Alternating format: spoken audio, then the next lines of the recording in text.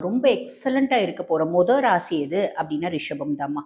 காரணம் என்ன அப்டின்னா, ரிஷபத்துக்கு வந்து பாருங்க ரொம்ப நாள் கழிச்சு நல்லா இருக்கு அப்டின்னு சொல்லலாம். ம். இனிமேல் பட்டு திருப்பி எவ்வளோ வருஷம் ஆகுமோ, திருப்பி இந்த மாரி ஒரு நல்ல ஒரு ஆப்பர்ச்சுனிட்டி கிடைக்க அப்டின்னு சொல்லிக்கலாம். காரணம் என்ன அப்டின்னா, முதல்ல சனி பகவானே நல்ல பொசிஷன்ல இருக்காம்மா. 11ஆம் பாவம் உபஜயஸ்தானம் அப்டிம்பாங்க.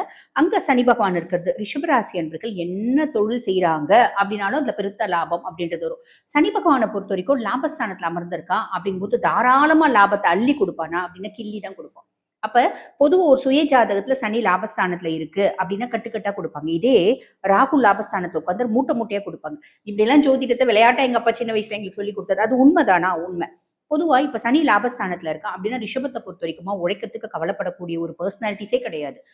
24 மணி நேரம் 365 நாளும் உழைக்கணும் அப்படின்னா நான் ஓட ரெடி அப்படின்றதா ரிஷபம். அந்த அளவுக்கு ஹார்ட் ஒர்க்கர்ஸ். அதே மாதிரி இன்பில்ட்டாவே அவங்களுக்கு பயங்கரமான ஒரு எனர்ஜி அப்படின்றது இருக்கும். ட்ரெமெண்டஸ் எனர்ஜி அப்படின்னு சொல்லுவாங்க பார்த்தீங்களா, அது ரிஷபத்துக்கு உண்டு.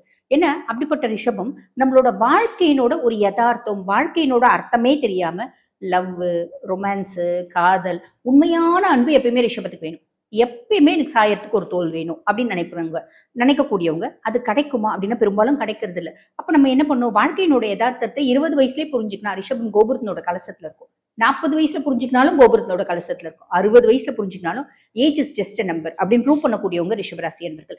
எந்த ஒரு விஷயத்துல விட்டாலும்மா இன் டெப்த் ஆஃப் நாலேஜ் அவங்க வந்து கேதர் பண்ணிப்பாங்க. ஸோ இயற்கையாவே இத்துணை திறமையும் இருக்கக்கூடிய ரிஷபராசி அன்பர்கள் சுக்கிரன் தான் ராசி அதிபன் அப்படின்னாலே எப்பயுமே அந்த அழகு, அந்த லௌகீக வாழ்க்கை அப்படின்றதுக்கு ப்ரிஃபரன்ஸ் கொடுப்பாங்க. ஆனா இந்த வருஷம் அவங்க அப்படி ப்ரிஃபரன்ஸ் கொடுக்க கூடாது.